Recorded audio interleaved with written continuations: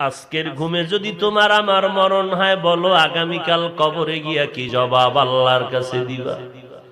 বাড়ি পড়ে থাকবে তোমার আমার ছেলেরা বাবা বলে কাঁদবে, আর জবাব চলবে না। কেউ যাবে মসজিদের ইমামের খবর দিতে, জানাজা পড়াইয়া দাও।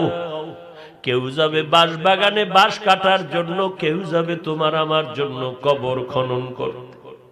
তোমার আমার আপন ছেলে মেয়েরা পাশে বয়ে কাঁদবে, কিন্তু কেউ আমারে আর ঘরের মধ্যে জায়গা দিবে না।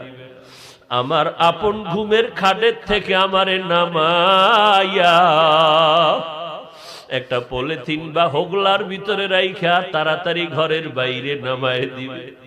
বাহিরে বৃষ্টি হয় সেদিকেও তাকাইবে না, কুকুরে আমারে কামড় দেয় কিনা সেদিকেও কেউ তাকাইবে না। এরে আল্লাহর বান্দা, কিসের পাগলামিতে পড়েছো?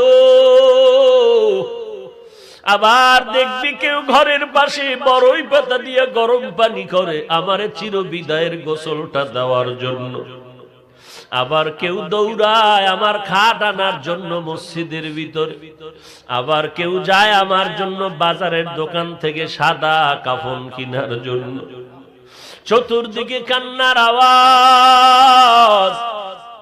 যখন আমার জানাজা পড়াইয়া কবরের দিকে নিবে, আমার মা জানালা দিয়া কান্না করে বলবে, তোরা আমার সন্তানের